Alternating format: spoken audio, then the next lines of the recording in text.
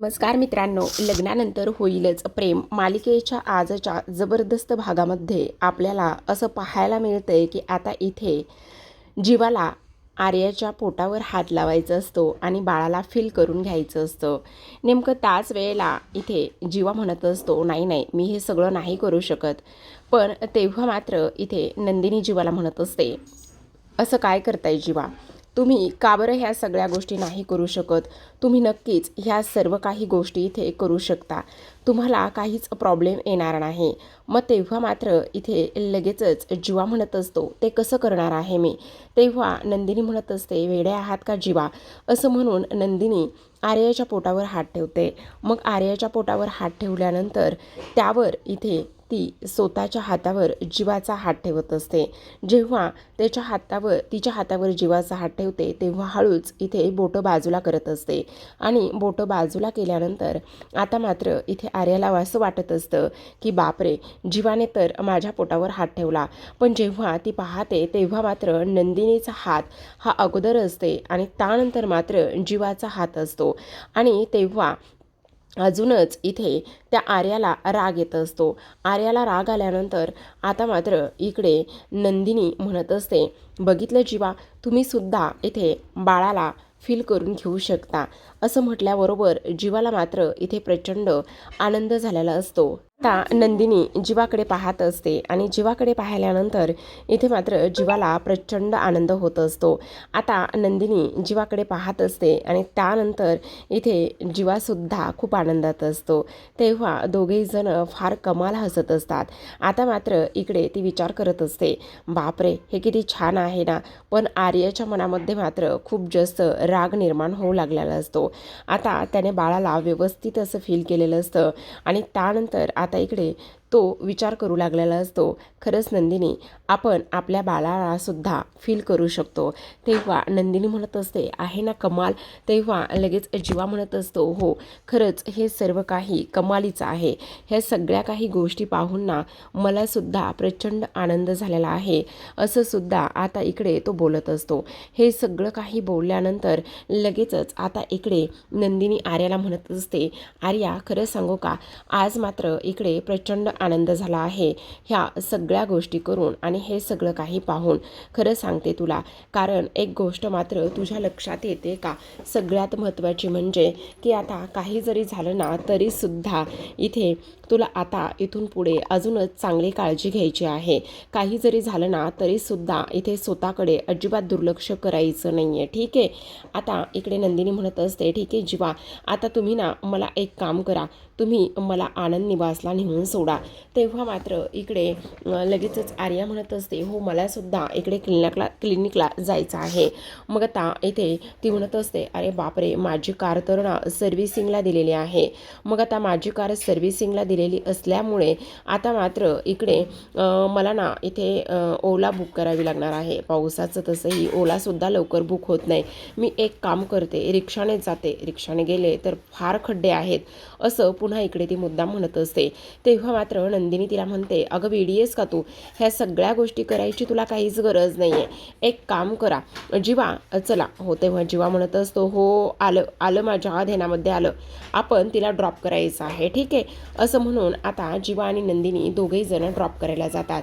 आता मात्र इकडे आर्या म्हणत असते, नंदिनी, तू जीवाला माझ्या पोटावर हात ठेवू दिला नाही आहेस ना, पण आता मात्र बघ, मी जीवाच्या बाजूला पुढच्या सीटवरच बसल्याशिवाय राहणार नाही, असं आर्या म्हणते आणि चेंज करायला निघून जाते. आता इकडे पटकन ती चेंज करून आलेली असते. जीवा गाडीच्या समोर उभा असतो आणि तेव्हा आर्या लगेचच आता कसलाच विचार करत नाही आणि ताबडतोब मात्र इथे ड्रायव्हर सीटच्या बाजूला म्हणजेच जीवाच्या बाजूला बसण्यासाठी ताबडतोब पुढे होते. आता इथे कोणालाच माहिती नसतं की इथे काही जरी झालं तरीसुद्धा इथे आर्या जी आहे ती जीवाच्या बाजूला बसलेली आहे.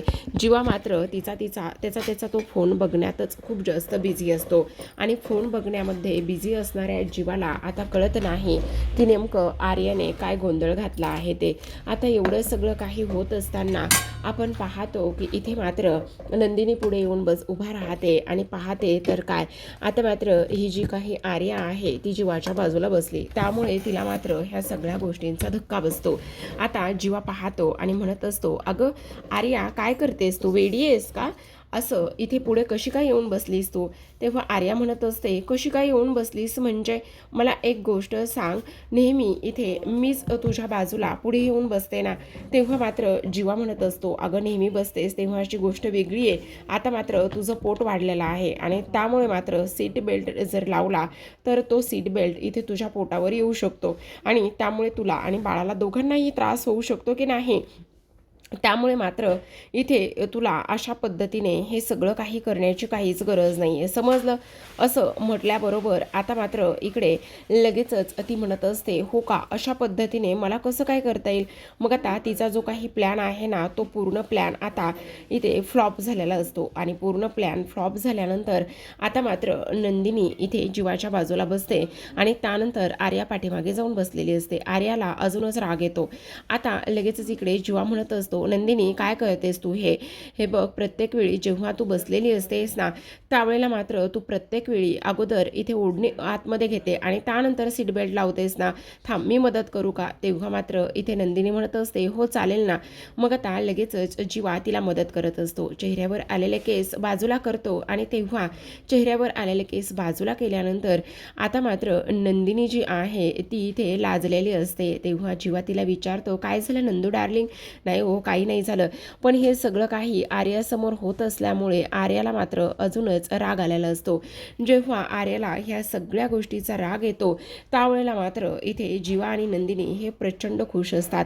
त्यांना तर कोणत्याच गोष्टीशी काहीही घेणं देणं नसतं. आणि त्याचसोबत प्रेक्षकांनो एवढंच नाही तर इकडे मात्र आता दुसऱ्या बाजूला आपण पाहतो इथे आता ही रम्या आणि ताजसोबत वसू ह्या दोघीजणी बोलत असतात आणि दोघीजणी बोलत असताना आता इथे रम्या म्हणत असते, आई तुला सांगू का, 16 डिसेंबरला आता खूप मोठा धमाका करायचा आहे.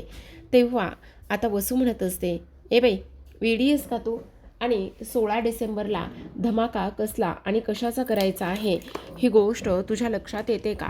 त्याच वेळेला आता इकडे रम्या म्हणत असते, हो 16 डिसेंबरच, काय आहे काय नेमकं 16 डिसेंबरला. आणि त्याचबरोबर इथे रम्या म्हणत असते, अगं 16 डिसेंबरला तुला सांगू का काय आहे, तर इथे ना काव्याची मेन एक्झाम आहे आणि 16 ऑगस्टला ना काव्याची मेन एक्झाम आहे आणि त्यामुळे काही जरी झालं ना तरी काव्या त्या एक्झाममध्ये फेल झाली पाहिजे, असंच आपल्याला करायचं आहे.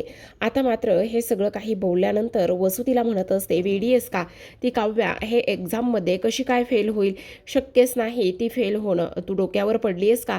तेव्हा ती म्हणत असते, का नाही होणार आहे, मी तुला सांगते ना, तिला आपल्याला फेल करायचंच आहे आणि एकदा का ती फेल झाली की मग सगळं काही आपल्या मर्जीनुसार आणि आपल्याला पाहिजे तसंच होणार आहे. पण अगं तिने खूप अभ्यास केला आहे, ती कशी अशी फेल होईल, तू वेडीच आहेस बघ. अगं होणार होणार होणार, तुला सांगते ना, काही जरी झालं ना तरी सुद्धा इथे ती फेल होणारच. असं बोलल्याबरोबर आता लगेचच इकडे ती म्हणत असते, अगं पण अभ्यास केलाय तिने, नाही होणार ती फेल. तेव्हा रम्या म्हणत असते, आई तुला आठवतंय का, जेव्हा बाबा गेले, बाबाच्या घरी विधी सुरू होते, तेव्हा माझी एक्झाम सुरू होती, तेव्हा मी सुद्धा अभ्यासच केला होता गं. नव्हता केला का अभ्यास, केला होता ना.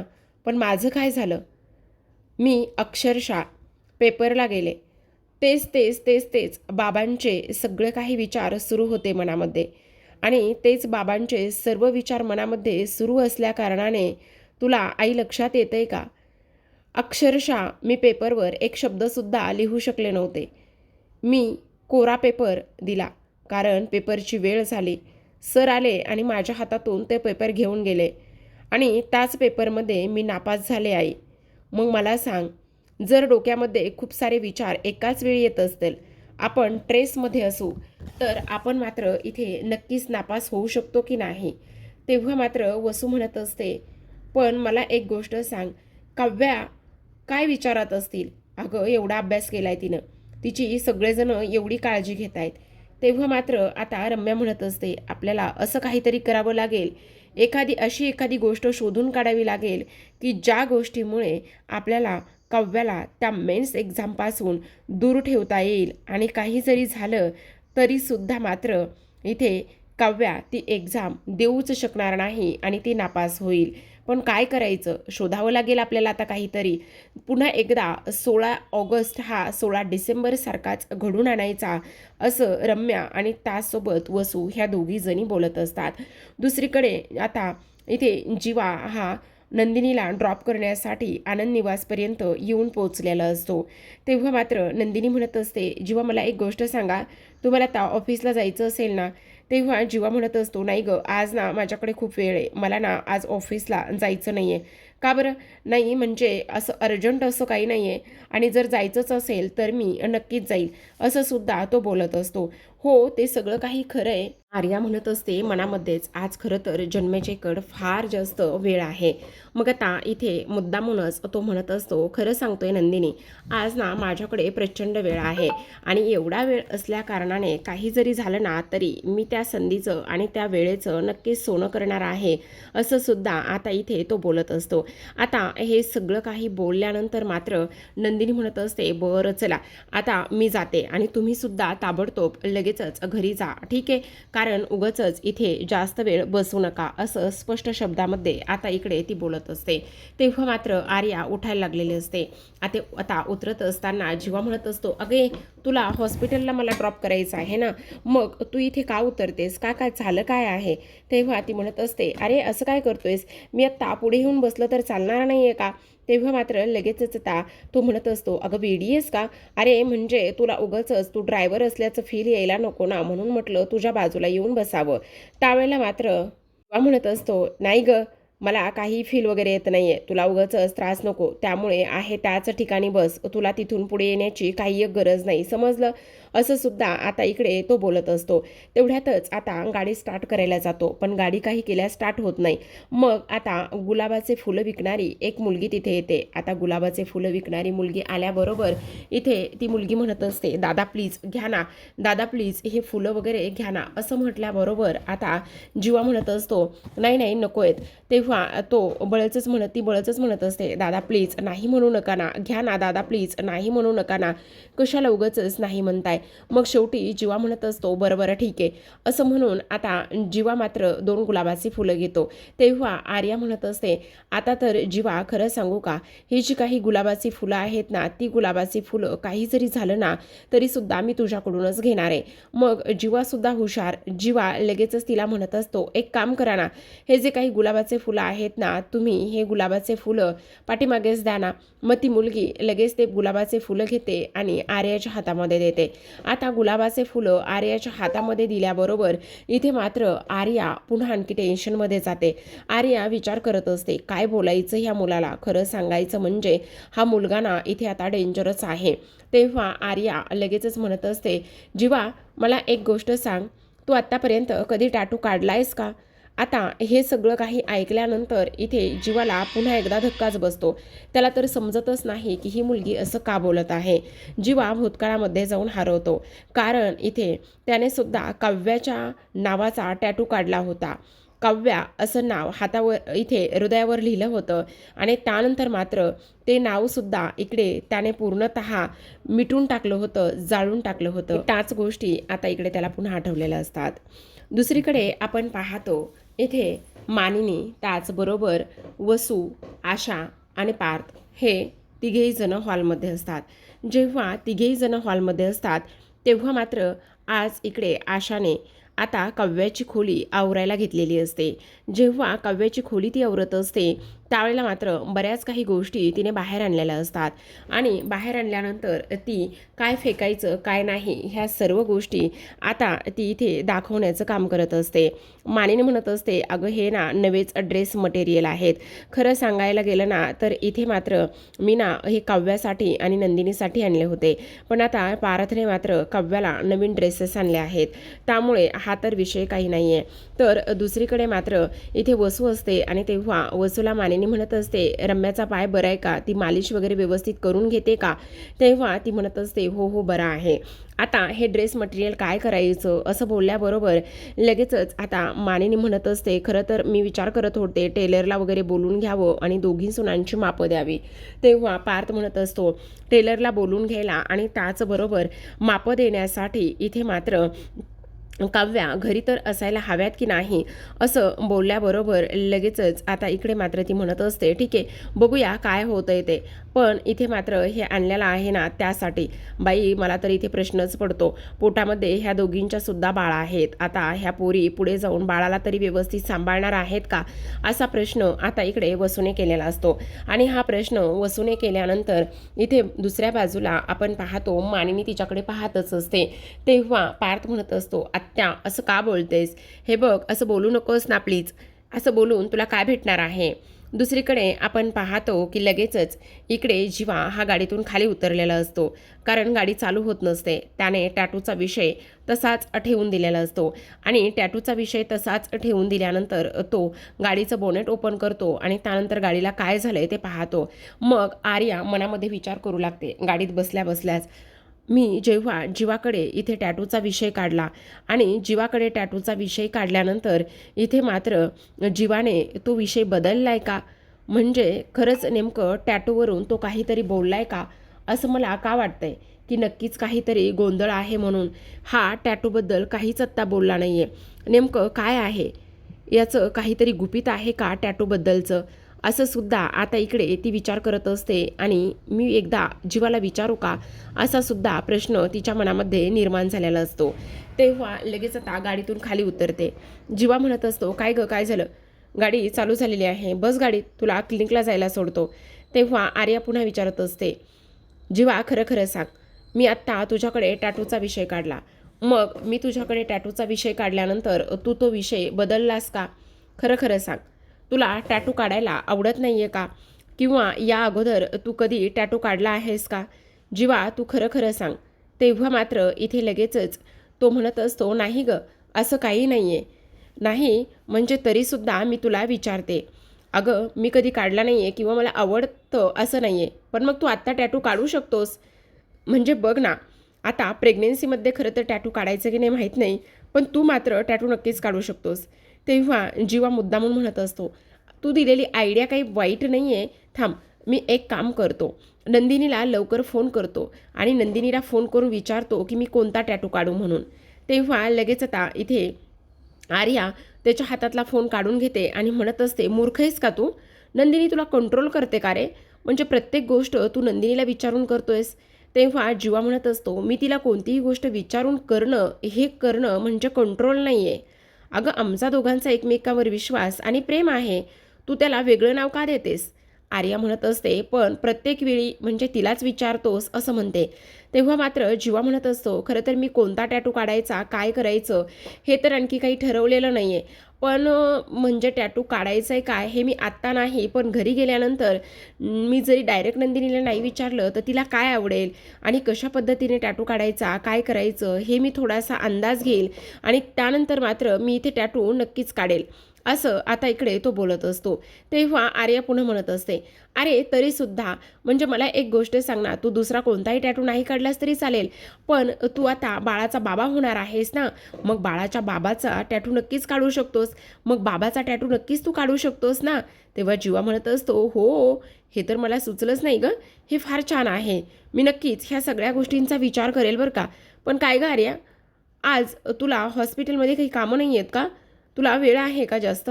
तेव्हा ती म्हणत असते, नाही नाही असं काही नाही आहे, मला वेळ वगैरे आहे, म्हणजे मला हॉस्पिटलमध्ये जायचं आहे, पण तुझ्यासाठी थोडासा वेळ मी नक्कीच काढू शकते. जीवा म्हणत असतो, नाही हां, माझ्यासाठी वेळ वगैरे काढण्याची काहीच गरज नाही आहे. आणि कसं आहे तुला सांगू का, मला ना ऑफिसमधून फोन आला होता, मलासुद्धा आता ऑफिसमध्ये जावं लागणार आहे, पण मग टॅटूचं काय करणार आहेस.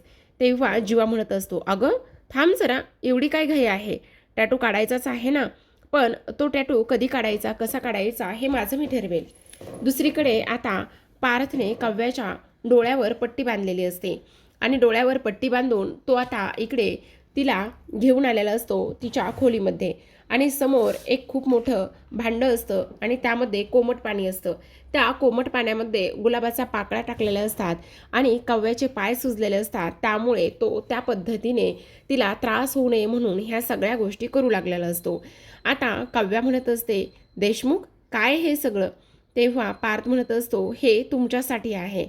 हो, हे सगळं काही ठीक आहे, हे सगळ्या गोष्टी माझ्यासाठी आहेत, पण तरीसुद्धा मला मात्र ह्या सर्व गोष्टींचं टेन्शनच येते. तेव्हा लगेच पार्थ म्हणत असतो, मांजरीसाठी हा बोका काहीही करू शकतो बरं का. तर आता मात्र इकडे ती म्हणत असते, हो का? अरे वा, सगळ्याच पुरुषांनी जर असा विचार केला तर ही किती आनंदाची गोष्ट आहे. तर आता मात्र आजच्या भागामध्ये एवढंच. उद्याचा भाग पाहायचा असेल तर नक्की चॅनलला सबस्क्राईब करा. उद्याच्या भागामध्ये आपल्याला असं पाहायला मिळते की आता इकडे पार्थ आणि काव्या हे दोघं जण फार आनंदात असतात. दुसरीकडे मात्र इथे नंदिनी पार्थ जीवावर चिडलेली असते आणि ती म्हणत असते, खरं खरं सांगा तुम्ही आज दिवसभर कुठे होतात? असं म्हटल्याबरोबर लगेचच आता जीवा हा हात त्याचा पुढे करतो. आता त्याचा हात पुढे केल्यानंतर त्या हातावर त्याने टॅटू काढलेला असतो आणि बाबा असं नाव असतं. बाबा असं नाव असल्याबरोबर लगेचच इथे मात्र आर्या आलेली असते आणि आर्यासुद्धा इथे तिचा हात समोर करते आणि तिच्या हातावर सुद्धा आई असं नाव लिहिलेलं असतं. आता मात्र नंदिनीला राग येतो. नंदिनी ह्या माजोरड्या आर्याकडे रागानेच पाहत असते. पण जीवाला मात्र थोडी पुशटची सुद्धा कल्पना नसते की आर्याने मात्र इथे अशा पद्धतीने हे बाळाचं नाव आई म्हणून असं तिच्या हातावर काढून घेतलं आहे. आता मात्र नंदिनी तो जो प्रोमो आला होता तोच प्रोमो त्यांनी रिपीट दाखवलेला आहे. तर पाहत रहा, लग्नानंतर होईलच प्रेम. भेटूयात उद्याच्या भागात. तोपर्यंत